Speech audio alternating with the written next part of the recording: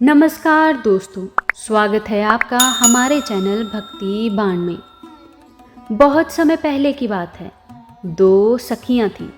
एक थी इल्ली, दूसरी थी धुन।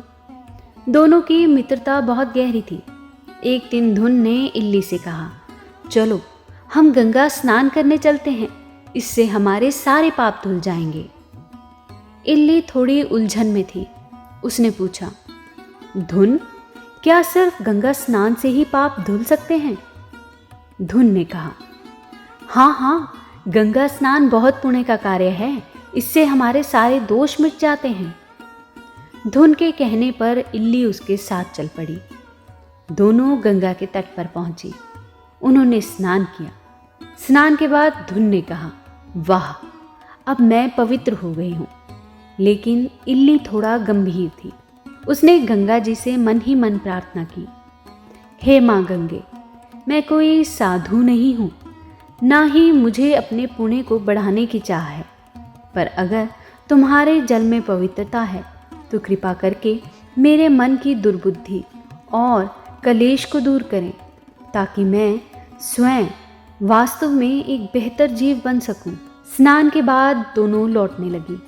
रास्ते में धुन को एक दुकान दिखाई पड़ी। वह जल्दी वहां गई। वहां उसने मिठाइयाँ और अन्य खाने की चीज़ें खरीदी और लालचवश बिना बांटे सब कुछ अकेले खा गई। इल्ली चुपचाप देखती रही। उसने कुछ नहीं कहा। कुछ दिन बाद फिर से धुन ने गंगा स्नान का प्रस्ताव रखा। इस बार इल्ली ने मना कर दिया। धुन ने आश्चर्य से पूछा, क्यों? क्या तुम अब पुण्य नहीं कमाना चाहती? इस पर इल्ली मुस्कुराई और बोली, मुझे अब समझ आ गया है कि गंगा स्नान सिर्फ शरीर को नहीं, आत्मा को भी शुद्ध करता है, और आत्मा की शुद्धि के लिए मन की विनम्रता और स्वार्थहीनता होना जरूरी है। जो व्यक्ति स्नान तो करता है लेकिन आचरण में बदलाव नहीं लाता, वह वास्तव में पवित्र नहीं है। इल्ली की बातें सुनकर धुन को आत्मबोध हुआ। उसने अपनी गलती समझी और अगली बार जब वह गंगा स्नान के लिए गई तो उसने पहले अपने मन के दोषों को धोने की प्रार्थना की, फिर स्नान किया। दोस्तों, ये कहानी हमें बताती है कि सच्ची पवित्रता आचरण में है, ना कि केवल कर्मकांड में। पुण्य वही है जो दूसरों के हित में हो। गंगा स्नान केवल शरीर को नहीं, मन और आत्मा को भी शुद्ध करने का साधन है। बिना आंतरिक शुद्धता के बाह्य कर्म अधूरे होते हैं। जय जय श्री राधे। नमस्कार दोस्तों, स्वागत है आपका हमारे चैनल भक्ति बाण में। बहुत समय पहले की बात है। दो सखियां थीं। एक थी इल्ली, दूसरी थी धुन। दोनों की मित्रता बहुत गहरी थी। एक दिन धुन ने इल्ली से कहा, चलो हम गंगा स्नान करने चलते हैं, इससे हमारे सारे पाप धुल जाएंगे। इल्ली थोड़ी उलझन में थी। उसने पूछा, धुन, क्या सिर्फ गंगा स्नान से ही पाप धुल सकते हैं? धुन ने कहा, हाँ, गंगा स्नान बहुत पुण्य का कार्य है, इससे हमारे सारे दोष मिट जाते हैं। धुन के कहने पर इल्ली उसके साथ चल पड़ी। दोनों गंगा के तट पर पहुंची। उन्होंने स्नान किया। स्नान के बाद धुन ने कहा, वाह, अब मैं पवित्र हो गई हूँ।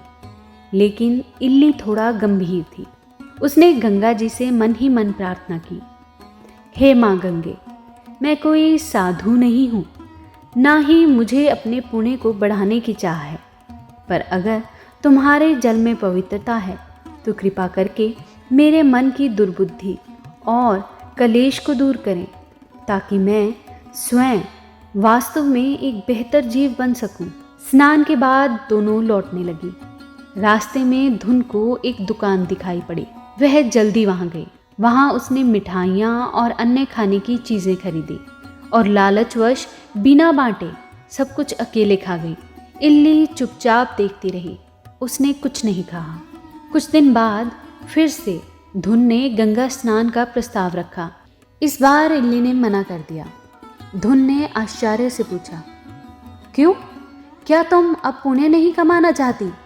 इस पर इल्ली मुस्कुराई और बोली, मुझे अब समझ आ गया है कि गंगा स्नान सिर्फ शरीर को नहीं, आत्मा को भी शुद्ध करता है और आत्मा की शुद्धि के लिए मन की विनम्रता और स्वार्थहीनता होना ज़रूरी है। जो व्यक्ति स्नान तो करता है लेकिन आचरण में बदलाव नहीं लाता, वह वास्तव में पवित्र नहीं है। इल्ली की बातें सुनकर धुन को आत्मबोध हुआ। उसने अपनी गलती समझी और अगली बार जब वह गंगा स्नान के लिए गई तो उसने पहले अपने मन के दोषों को धोने की प्रार्थना की, फिर स्नान किया। दोस्तों, ये कहानी हमें बताती है कि सच्ची पवित्रता आचरण में है, ना कि केवल कर्मकांड में। पुण्य वही है जो दूसरों के हित में हो। गंगा स्नान केवल शरीर को नहीं, मन और आत्मा को भी शुद्ध करने का साधन है। बिना आंतरिक शुद्धता के बाह्य कर्म अधूरे होते हैं। जय जय श्री राधे। नमस्कार दोस्तों, स्वागत है आपका हमारे चैनल भक्ति बाण में। बहुत समय पहले की बात है। दो सखियां थीं। एक थी इल्ली, दूसरी थी धुन। दोनों की मित्रता बहुत गहरी थी।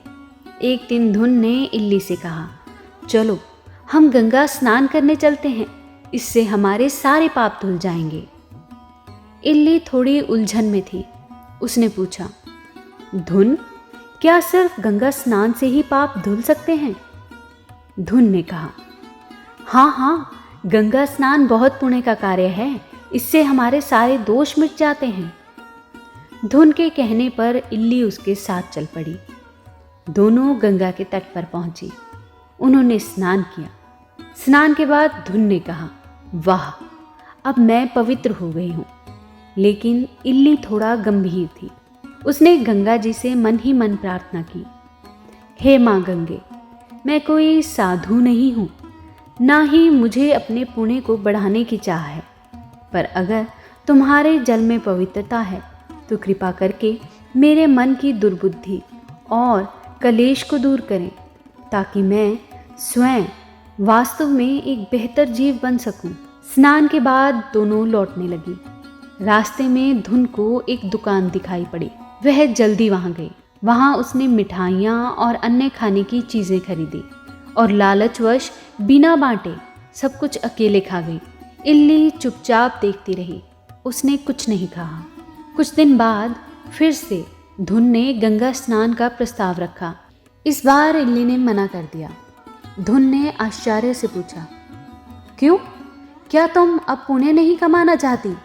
इस पर इल्ली मुस्कुराई और बोली, मुझे अब समझ आ गया है कि गंगा स्नान सिर्फ शरीर को नहीं, आत्मा को भी शुद्ध करता है और आत्मा की शुद्धि के लिए मन की विनम्रता और स्वार्थहीनता होना ज़रूरी है।